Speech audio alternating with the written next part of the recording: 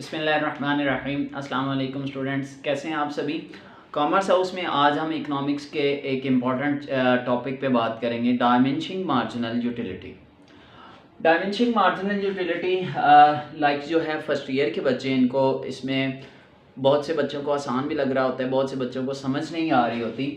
तो जिनको नहीं समझ आ रही होती उनके लिए नहीं, जिनको आसान लगता है उनके लिए मैं बना रहा हूँ वीडियो। चलो जो मर्जी जो भी है, कोई भी समझता जाए, इससे कोई गर्ज नहीं है। डायमेंशनिंग मार्जिनल यूटिलिटी जो है, इसका अगर हम उर्दू में मतलब करें, डायमेंशनिंग मतलब गिरना, मार्जिनल मुख्ततम और अफादा मतलब कानूने ला, इसको कहते हैं लॉ ऑफ डायमेंशनिंग मार्जिन, तकलीले अफादा मुख्ततम, अफादा मुख्ततम, जिसका उर्दू में इसका मतलब है।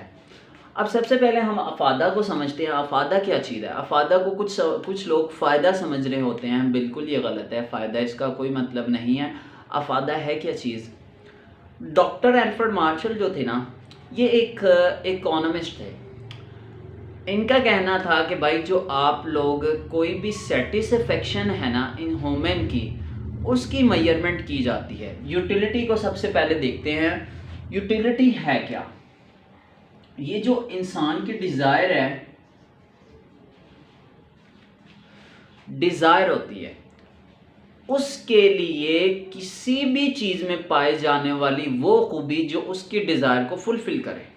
मतलब कि किसी भी चीज़ में पाई जाने वाली ऐसी खूबी जो कि इंसानी ख्वाहिश को फुलफ़िल करे, सेटिस्फेक्शन दे रहा हो। यानी कि अभी मुझे अगर प्यास लगी हो तो मेरी ख्वाहिश क्या होगी कि मैं पानी पीऊँ। तो पानी में ऐसी यूटिलिटी मौजूद है ना कि वो मेरी सेटिस्फेक्शन को फुलफ़िल कर सके, मुझे सेटिस्फेक्शन, मेरी ख्वाहिश को सेटिस्फाई कर सके। तो इसका मतलब पानी में यूटिलिटी मौजूद है। किसी भी चीज़ में ऐसी चीज़ पाई जाए कि जो कि इंसानी ख्वाहिश को फुलफ़िल करे, उसको हम कहते हैं जी यूटिलिटी। एक और एग्जांपल देखते हैं। भूख लगी हो अगर किसी इंसान को, तो उसकी ख्वाहिश क्या होती है, उसे रोटी मिले। तो जब रोटी में क्या ये खूबी पाई जाती है ना कि वो इंसानी ख्वाहिश को क्या करता है, फुलफ़िल कर देता है, सेटिस्फाई कर देता है, तो इसका मतलब रोटी में यूटिलिटी मौजूद है। तो यूटिलिटी की उम्मीद है आप लोगों को डेफिनेशन बड़ी अच्छी से समझ आ गई होगी।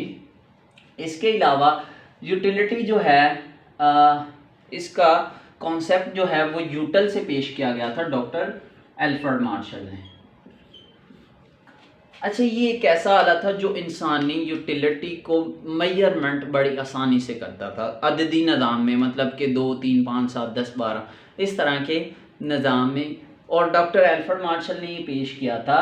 क्यों पेश किया था कि इंसानी ख्वाहिश की मेजरमेंट, जो उसको सेटिस्फेक्शन मिलती है, उसकी मेजरमेंट इसके ज़रिए कोई भी शख्स कर सकता है। तो इस लॉ को अगर हम देखें तो इसकी डेफिनेशन ये होगी कि किसी भी चीज़ में पाई जाने वाली ऐसी खूबी, वो अफादा की डेफिनेशन होगी।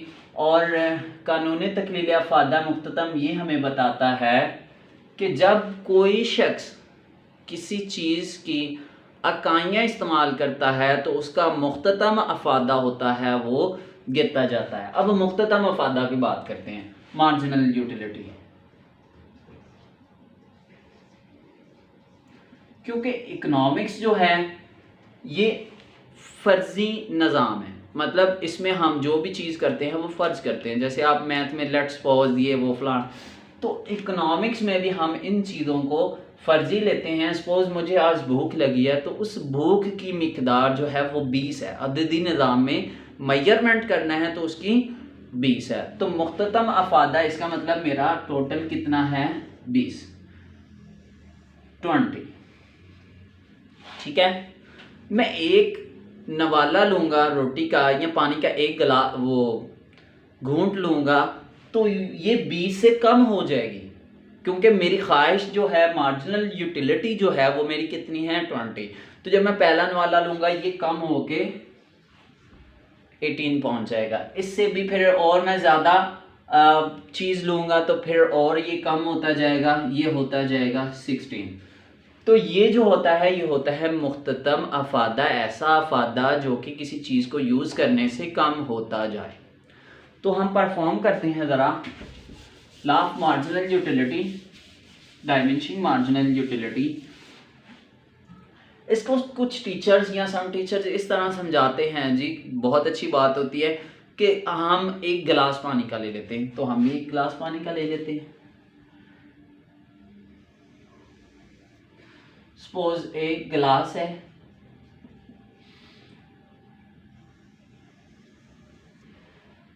अच्छा जी, ये जो गिलास है पानी का, इसमें 5 से 6 घूंट तो लाजमी होंगे, 7 भी हो सकते हैं, बड़े वाला गिलास कर लो आप।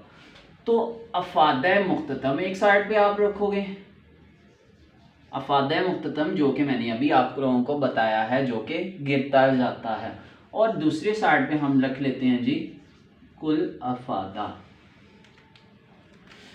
एक गिलास है, जब मैंने पहला घूंट लिया तो मेरा मुख्ततम अफादा 10 था, तो टोटल भी मेरा 10 ही होगा।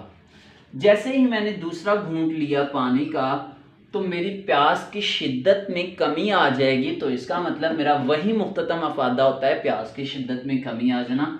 तो ये 8 पे पहुंच जाएगा और ये टोटल हो जाएगा 18। ठीक है, 10 और 8, इसमें 8 कर दो प्लस। ठीक है, उसके बाद तीसरा जैसे ही मैं लूँगा घूंट पानी का, तो ये और कम हो जाएगा, गिरता जाएगा, तो ये पहुंच जाएगा 24। फोर्थ पे ये पहुंच जाएगा 4 और ये हो जाएगा 28। फिफ्थ पे पांचवा जब घूंट लूँगा तो ये 2 और ये पहुंच जाएगा 30, और यहाँ पे 6 और ये 0, तो ये तब भी 30। लास्ट वन 7, यहाँ पे मेरी प्यास जो है वो फुल हो चुकी है, मतलब प्यास की शिद्दत अब नहीं रही, ख़त्म हो चुकी है। लेकिन कोई भी कंज्यूमर जो है कंज्यूम कर रहा है कोई चीज़, ह्यूमन जो है वो एक एक्स्ट्रा ले लेता है, तो ये गिरते गिरते माइनस नेगेटिव में चला जाएगा, तो अब ये नेगेटिव लेस हो जाएगा, तो ये 28 रह जाएगा। यहाँ पे एक एमसीक्यूज बनता है बहुत इम्पोर्टेंट कि जब मुस्बत अफादा के बाद एक मज़ीद अकाई इस्तेमाल करने के से कुल अफादा जो होता है वो नेगेटिव में चले जाता है, लेस होना शुरू हो जाता है। इस तरह से आप लोगों को एमसीक्यूज आता है जो बहुत इंपॉर्टेंट होता है। अब इसकी ज़रा यूटिलिटी को देखते हैं, तो इसको हम कहते हैं इब्तदाई अफादा। ठीक है, इब्तदाई अफादा इसको कहते हैं, इनको कहते हैं मुस्बत अफादा, और इनको कहते हैं नुक्ता सीरी। ठीक है, या 0 पॉइंट, मतलब सिफर पॉइंट, और ये कुल अफादा। अब इन सभी की जरा डेफिनेशन आप लोगों को बताता हूँ। ये मनफी अफादा, सभी की जरा डेफिनेशन देखो। इब्तदाई अफादा की डेफिनेशन अगर आ जाए तो किसी भी चीज़ की पहली इकाई इस्तेमाल करने से हासिल शुदा अफादा इब्तदाई अफादा के। मुस्बत अफादा, किसी चीज़ की बार बार इकाइयाँ इस्तेमाल करने से 0 से ऊपर तक का अफादा जो होता है वो मुस्बत अफादा कहलाता है। उसके बाद हाँ, आप लोग इसमें ये भी कह सकते हो कि जब कुल अफादा मैक्सिमम हो जाए, ज़्यादा से ज़्यादा हो जाए। नुक्ता सीरी, किसी चीज़ की मुस्बत अफादा के बाद एक मज़ीद इकाई इस्तेमाल करने से हासिल शुदा अफादा 0 कहलाता है, जब कुल अफादा मुख्ततम गिरते गिरते 0 हो जाता है। और इसके साथ आप ये भी कह सकते हो कि कुल अफादा में और ज़्यादा नहीं हो सकता। और सातवें में मनफी अफादा से क्या मुराद है, जब 0 इकाई के बाद एक मज़ीद 0 अफादा मुख्ततम के बाद एक मज़ीद इकाई इस्तेमाल करें तो उस वक़्त और गिरता जाता है और नेगेटिव अफादा यानी कि मनफी अफादा में ये पहुंच जाता है, और इस पर कुल अफादा जो होता है वो गिरने लग पड़ता है। अगर हम इसकी ग्राफ की बात करें तो आप लोगों ने डायग्राम में क्या करना है कि आप लोगों ने 0 और ये बनाने के बाद टेबल इसके आपने नीचे एक्सप्लेनेशन करनी है और मुख्ततम अफादा रखना है आपने वाई एक्सिस पे, और एक्स एक्सिस पे आप लोगों ने क्या रखना है जी, किसी चीज़ की अकाइयाँ आप लोगों ने इधर, और मुख्ततम अफादा आप लोगों ने वाई एक्सिस पे रखना है। अकाइयाँ मेरी जा रही हैं जी 7 तक, 1 2 3 4 5 6 एंड 7, ठीक। और मुख्ततम अफादा जो है वो 2 4 6 8 एंड 10। कुल अफादा के बनाने की ज़रूरत नहीं होती। अगर आप लोगों को बनाने का बोल भी दे तो फिर आप लोग जैसे ये बन रहा है वैसे ही आप लोगों ने कुल अफादा भी बना देना है। चलें, पहली इकाई जैसे मैंने यूज़ की तो मुख्ततम अफादा था जो वो कितना था जी 10, मतलब कि ये। जैसे मैंने दूसरी इकाई इस्तेमाल की तो ये और गिर गया, ठीक है, ये गिर रहा है। जैसे ही मैंने तीसरी इकाई इस्तेमाल की ये तो ये 6। जैसे मैंने चौथी इकाई इस्तेमाल की, चौथी पे 4, पांचवी पे 2, छठी पे 0, तो आपने इसी को अंडरलाइन कर मतलब कि गहरा कर देना है। और सातवीं पे अब देखें जो अफादा मुख्ततम वो जा रहा है नेगेटिव में, तो अफादा मुख्ततम वाली लाइन ही आपने नेगेटिव में करनी है। तो सातवें में ये, ठीक है, तो ये देखें और गिरता गिरता गिरता गिरता ये नेगेटिव में चला गया, ठीक है। उम्मीद है आप लोगों को यहाँ तक इसकी डायग्राम भी समझ आ गई होगी। और इसको आपने वजाहत कैसे करना है, ऐसे ही जैसे मैंने बनाई है, वाई एक्सिस पर मुख्ततम अफादा और एक्स एक्सिस पर इकाइयाँ रखने से जैसे जैसे फ़लाँ हुआ ढमकान हुआ, जैसे जैसे हुआ वो आप लोगों ने लिखते जाना है। तो गाइज़ ये था हमारा आज का टॉपिक इकनॉमिक्स के हवाले से, डायमेंशनिंग ऑफ मार्जिनल यूटिलिटी यानी कि लॉ ऑफ तकलील अफादा मुख्ततम। तो नेक्स्ट वीडियोस में मैं आप लोगों के लिए इकनॉमिक्स में बहुत सारा कुछ लेके आने वाला हूं। तो मेरी वीडियोस को लाइक करें, सब्सक्राइब करें, दोस्तों के साथ शेयर करें और बेल आइकन को लाजमी दबा के जाएं। अल्लाह हाफ़िज़।